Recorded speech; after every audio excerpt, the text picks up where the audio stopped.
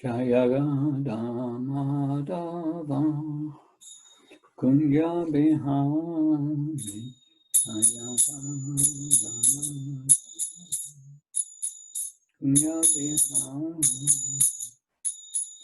Yana Vallabha Devardhana Yana Vallabha Devardhana Yasodanandana Bhajajanarandana Yasodanandana Bhajajanarandana Yamunakira Panachari Yamunakira Panachari Jaya Radha Madhava Yabihari Madhava Yabihari Yana Vallabha Devardhana Yana Vallabha Devardhana Yasodanandana Bhajajanarandana Yasodanandana Bhajajanarandana Yamunakira Panachari Yamunakira Panachari Jaya Radha Madhava Kunja Bihari Kunja Bihari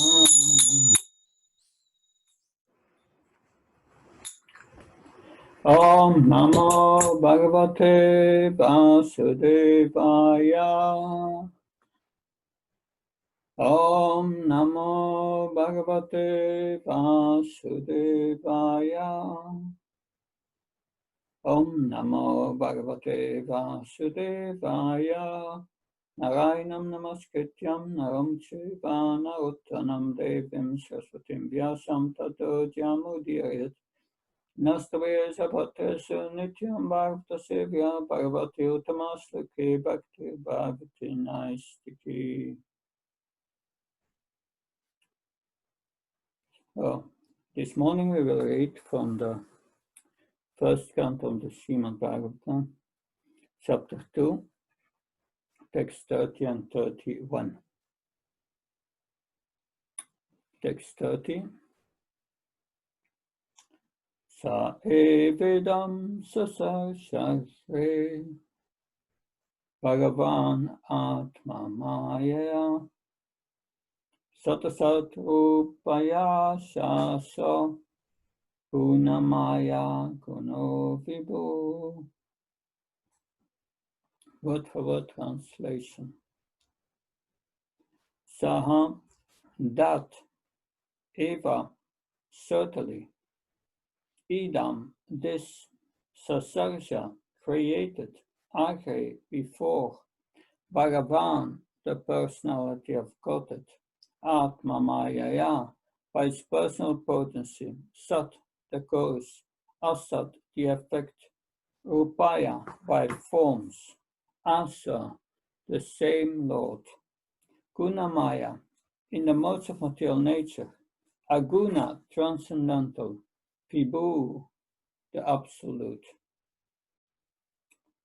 So, translation and purport by A.C. Bhaktivinoda Swami Srila Prabhupada Ki.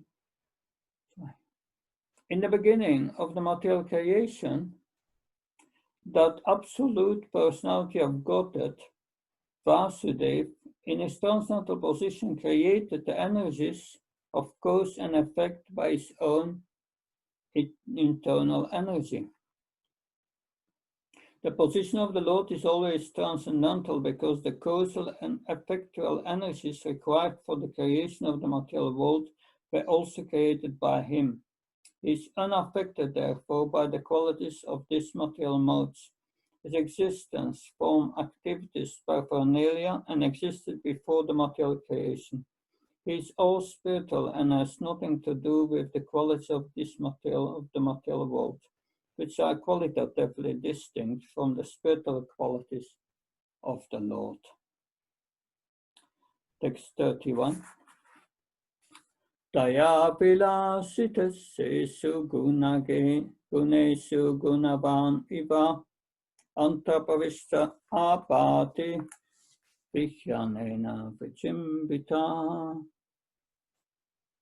Taya, by them, vilasitesu, although in the function esu, these, gunesu, the modes of material nature, gunavan, affected by the modes eva, as if anta, within, pravista, entered into, abadi, appears to be, vijnanena, by transcendental consciousness, vichimbita, fully enlightened. After creating the material substance, the Lord Vasudeva expands himself and enters into it. And although he is within the material modes of nature and appears to be one of the created beings, he is always fully enlightened in his transcendental position. Purport.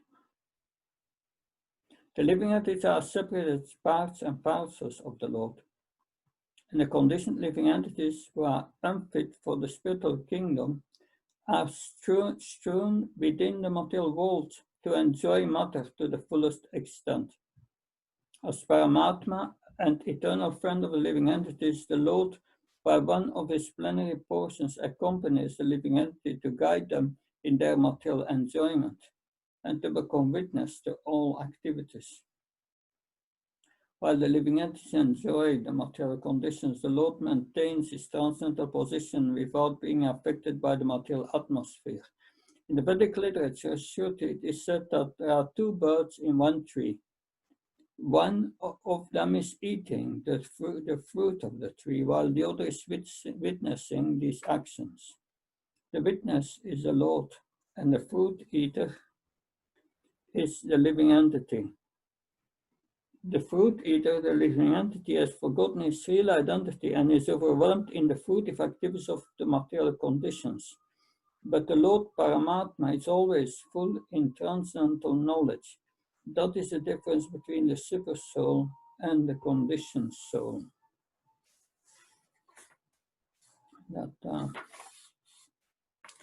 So, Om Ajnana Timandasya Chinansana Smaka Saksha Unmilitam Yena Tasmai Shri Gurave Namah. Namam Vishnu Padaya Savastaya Bhutale Srimate Bhakti Vedanta Swami Namane Namaste Saraswate Vikarvani Pacharani Nirviseshinyavadi Paskachari Desatarani. So these verses describe the Purush incarnations. The next three verses, which we will discuss tomorrow, are focusing on the super soul. And then we have the third chapter of the first canto, which is about the Lord's incarnations. And the Lord's incarnations, and that starts also with the Purush avatars. So these verses are describing the Purush incarnations. That means Karnodakasai Vishnu, Garbhodakasai Vishnu, and Kshirodakasai Vishnu. That these are forms of the Lord, and they are apparently in contact with material nature, but in the previous verse we have heard that they are aloof from the material atmosphere. That although, the Lord is transcendental to material nature, that is still within material nature. Now, he appears in material nature as Paramatma, super soul, but in three forms. The first form of the super soul is Karanodakasai Vishnu. That So is the super soul or the overseer, or is the super soul of the whole material creation, all the universes, everything? He's lying down in the coastal ocean. He does not come in contact with material nature, but it's described in the Bhagavatam, the creation, 2 times in the third canto, in the second canto, in the third canto. The Lord, he creates by glancing. Everywhere is Brahman. Brahman, pranamo ipratishtanam. Krishna says Brahman is the basis of everything. And within Brahman, by his glance, he just put the 3 modes of material nature unmanifested. And then with his glance, he injects time. And then with his glance, he injects the living entities with desires, material desires from previous creation. And by that, the whole, the Matattva is formed, which Galli creates all the material elements and becomes Prakriti. That way this creation is in detail described, but the Lord created by his glance.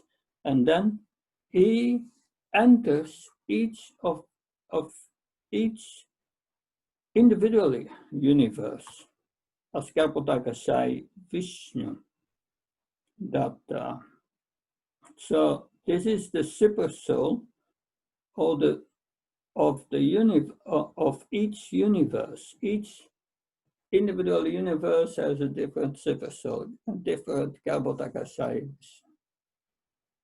because he enters each universe and he starts to sweat, transcendental sweat, and that water from his sweating fills up half of the universe, and that forms the Garbhodaka ocean, and he lies down on that ocean. So, and then you have Kshirodakashayi Vishnu. Kshirodakashayi Vishnu, he resides in this universe in his own planet, Svetattvip. He resides in Svetattvip. Kshirodakashayi means literally one who lies down on the water of milk. We see here on the picture, that's wrong. On the picture at the left, you see Garbhodakashayi Vishnu. But because Brahma comes from his navel. Because Kshirodakashayi Vishnu is different. Is the super soul of every living being, but he has his own planet. This form of the Lord is always within the heart of every living entity. That's explained in Bhagavad Gita. Upadrastatantamantacha bhakta bhaktamashvara paramatmeti sapyukto desmin purusha para. So he's called as the super soul, is called the overseer. So the super soul is in everyone's heart, is in every atom and between the atoms. But in the heart of the living entity is overseer. He witnesses and is the person who allows everything to go on. There is a saying, not a blade of grass moves without the Lord's will.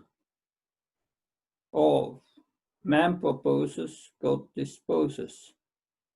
So he's present within the body of every living being. That is not bound to the body as the jiva. The jiva soul is. So Paramatma is also the Supreme Personality of Godhead, but he's functioning in a certain matter. Krishna says in 4:11 in Bhagavad Gita, Yeyatamam papam prapachate tam stateva bhajamyaham. I reciprocate according to one's surrender. So the conditioned soul is not at all surrendered to the Supreme Lord. For him, God has no real existence, or if he believes in God, he doesn't know what God means. He thinks himself the controller in this world.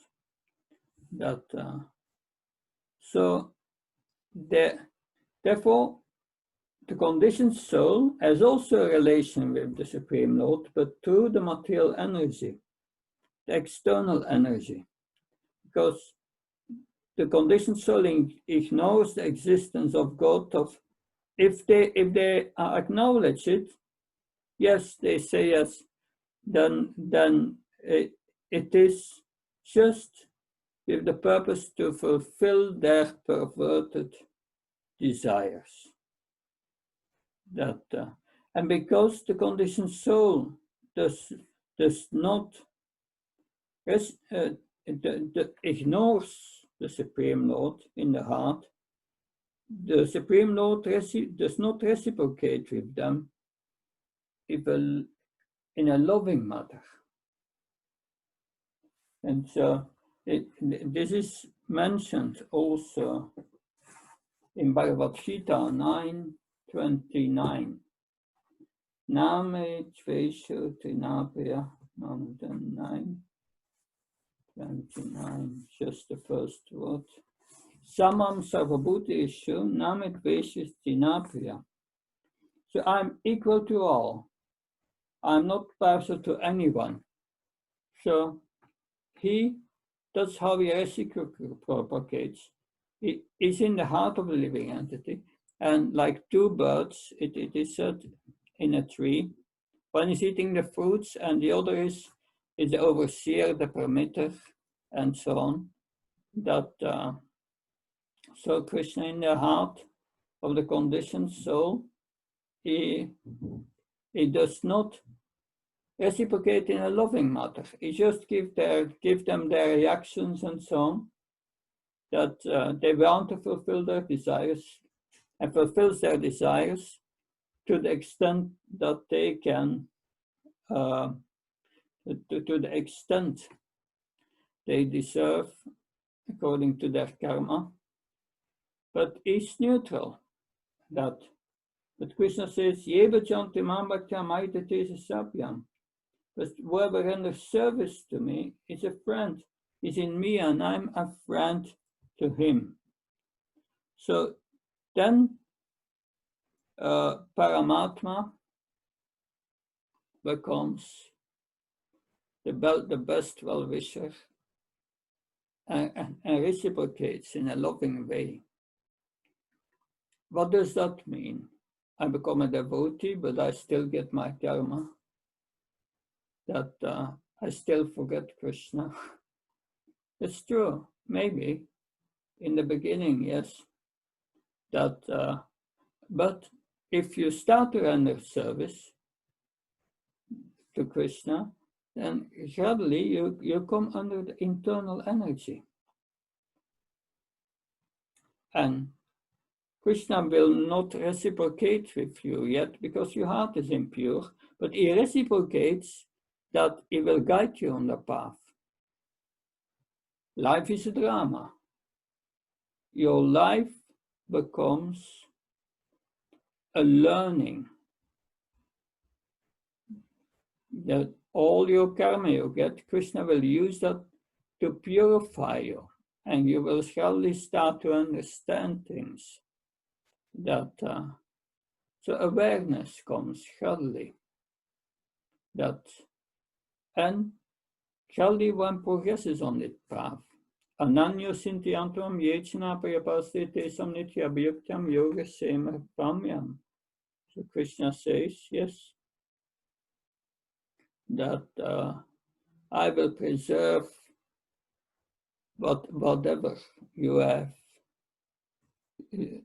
obtained in spiritual assets, whatever advancement you make, I protect, and I will give you more opportunities to serve. So one gets more opportunities to serve. That's how Krishna reciprocates. He let you meet the devotees, and they engage you in service and so on. And you make advancement. You meet the spiritual master. Brahmanda Brahmate Konya Bhagavan Shiva, Krishna Prasade Bhai, Bhakti Lata Beach. Surely they reciprocate with you.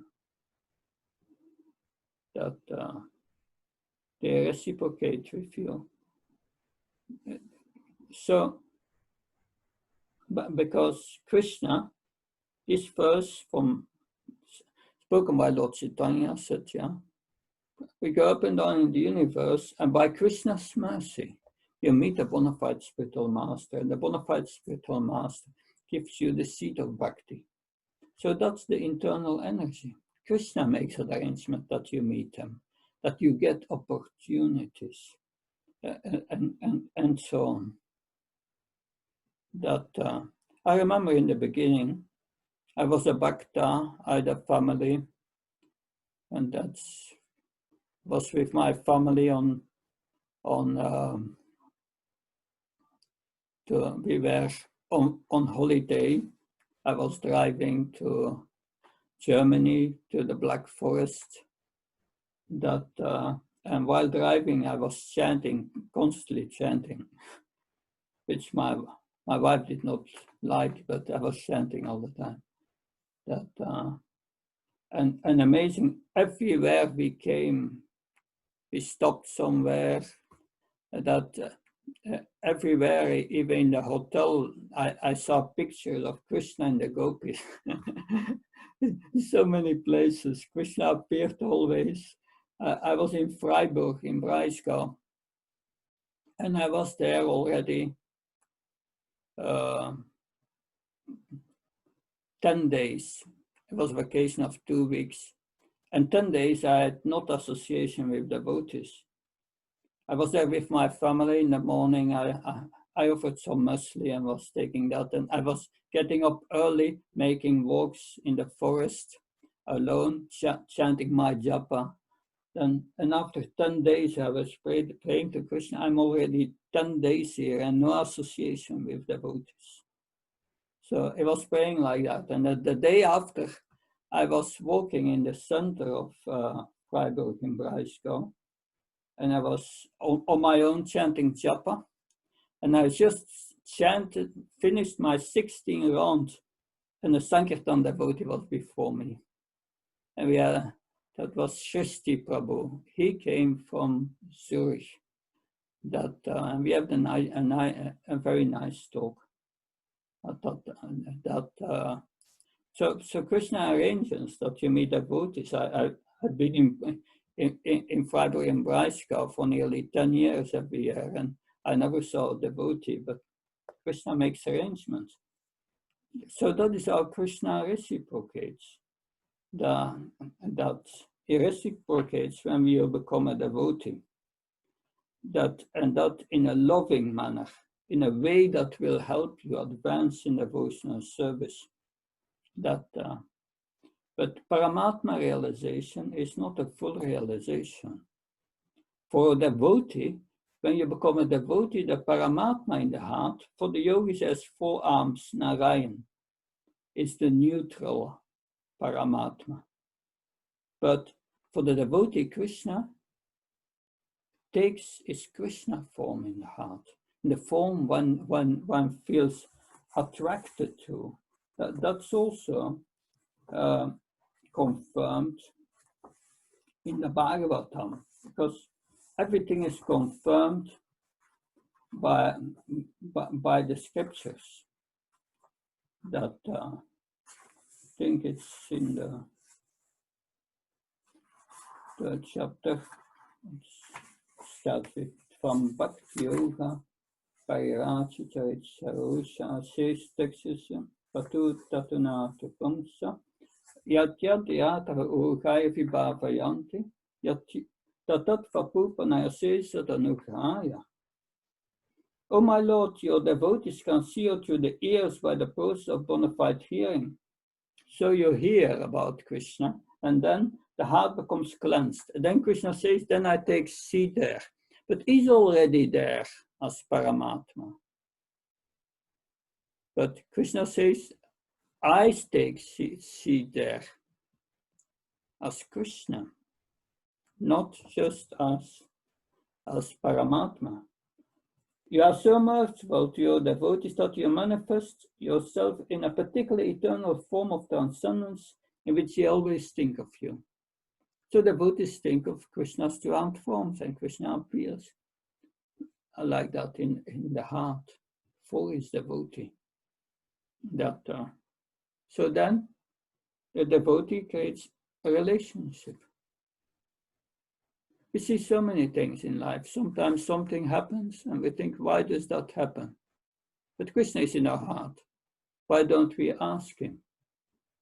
Why don't we address him? That if you have heard the Bhagavatam, then you know.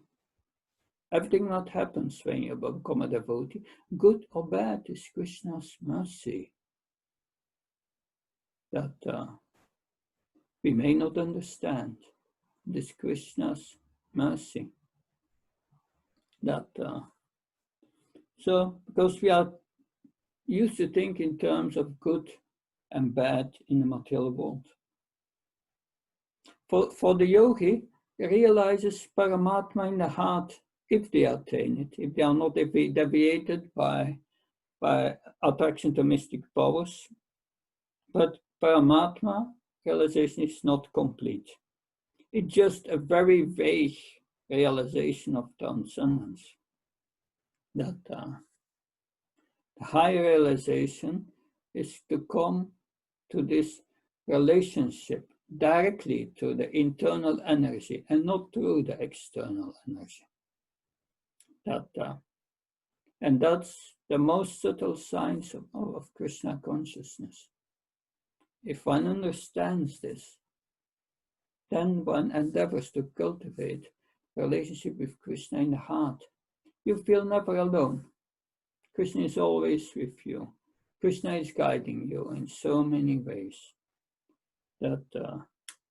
So that is how Krishna reciprocate with his devotees. That's in his Paramatma feature. So because he's everywhere, in every atom. Prahlad Maharaj saw him in the pillar of the palace. So that is a vision of reality. Krishna is everywhere. In all circumstances, we can see him. Krishna consciousness is not depending on external factors. Like Krishna is Svarat, independent, Krishna consciousness is also independent. So that is important to understand these points. That otherwise, if we try to develop a relationship with Krishna, and we don't have this knowledge, how can we develop a relationship with Krishna? That we have to know the person. Krishna says, "Praktikli amana guna karna sarvasa ankara vimutatma kartam iti manyate." Krishna says, I'm the doer in material nature. That we only desire. When we think ourselves the doer, then we are in problems. then anxiety comes, so many things. What's going to happen next moment? We know in material nature what's going to happen. Finally, it's all for nothing. We leave the body. That's the destination of the body. But that is a pessimistic view, because the pessimistic view of material life is the reality. But there is a higher reality.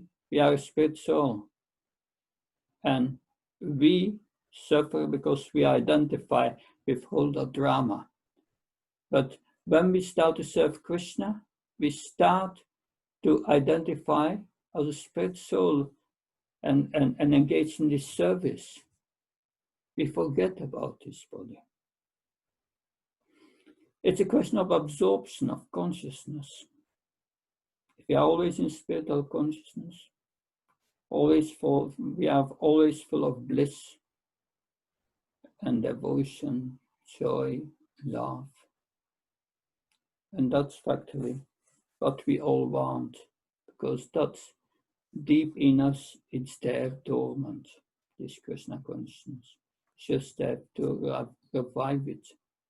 As a child, the potency to walk is there. That's simply, we awake it by hearing the Bhagavatam and discussing the Bhagavatam.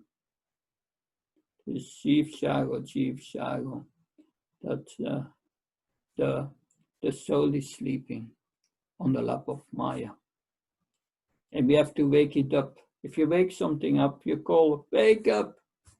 So how do we wake up? By hearing the Bhagavatam. By hearing the Bhagavatam, surely this relationship with Krishna develops. And then we will feel satisfied. And that's Krishna in the heart giving us that satisfaction. That if we try to exploit material nature, we will never feel self-satisfied.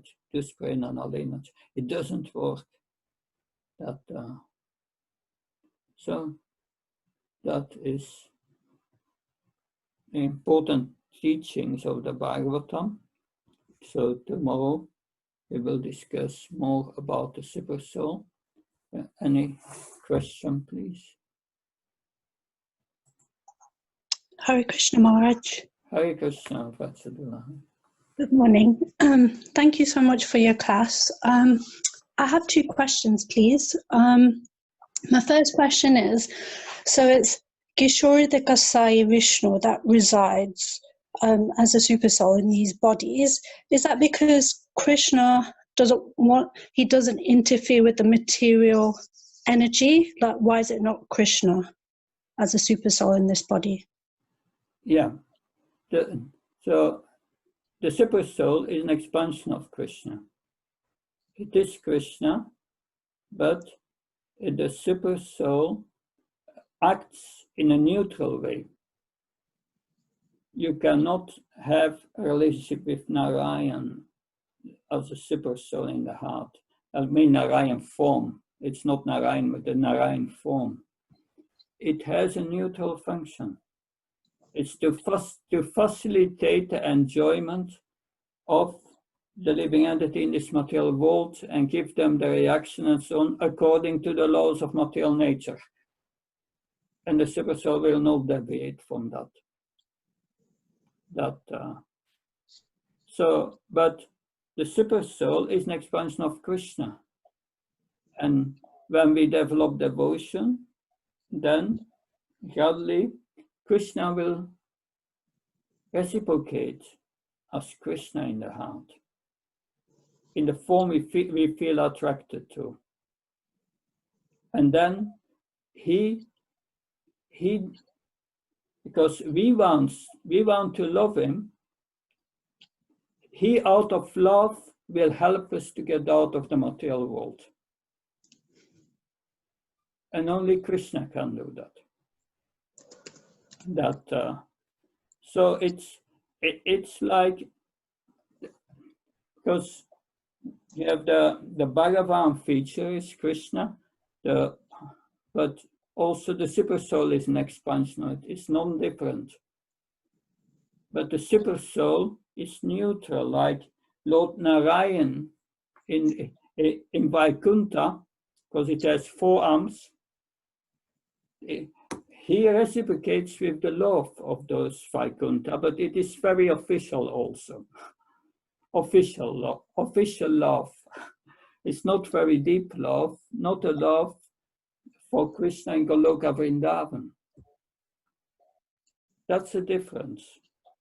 Difference between Goloka Vrindavan and between Lord Narayan. So there's a difference between the super soul in its Narayan form, 4-armed form, and Krishna. So it's said in this verse, Krishna reciprocates. So those who are accepting God in an official manner, as the Vaikuntha Vasis, then the super soul will act as Lord Narayan and give the love he gives to the residents of Vaikuntha. But if we love Krishna, then Krishna will reciprocate from within the heart. It's Ishtadev. That's that verse of the Bhagavatam from Bhakti Yoga Parivardhita Saroja in the beginning of the third canto. That's when Uddhav speaks to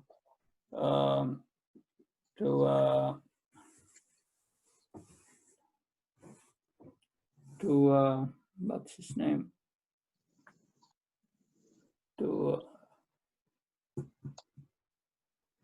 Anyway, it escapes me now, but so that's the reality.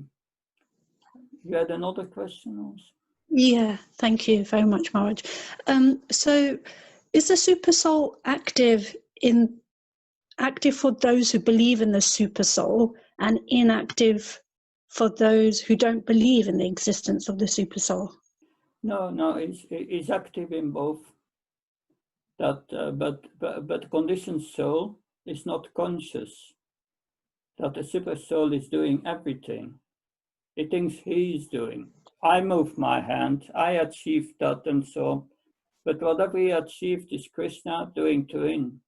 Krishna says in Bhagavad Gita, I'm the capability in man that he makes is Maya Dakshanatagati. That it is said in the verse 5, 8, 11 that we move our eyes, our hands, we walk, we sleep, we eat, that Krishna says, I'm doing all these things. We are not doing. That's material nature that's doing that. Then digestion is going on. Krishna says, I'm digestion. He makes our heart beat. That's the super soul doing that. The super soul makes our blood going to our... And that's reality. If you are just conscious of that, you think always on Krishna in the heart or the super soul. But we are so dull that we think everything depends on us. So every moment of our life is reciprocating with the super soul. You cannot not even think, because the thinking is allowed by the super soul. That we are really not doing much, only desiring in this world. That so this we have to learn. We heard all this knowledge from Bhagavad Gita, but now we have to bring this in practice. Does that make sense? Yeah, thank you. That helps. Thank you very much. So something else? Okay, then we continue tomorrow with the last lesson of the last verses of this chapter and for this week. And tomorrow evening we have chapter 8 from Nectar of devotion, which is about offenses. And we will discuss that very deeply. Especially those who are interested in deity worship, it will be very interesting because half of the offenses relate to deity worship, and we will go a little bit in detail. Thank you very much. Hare Krishna, Jai Srila Prabhupada. Thank you, Maharaj.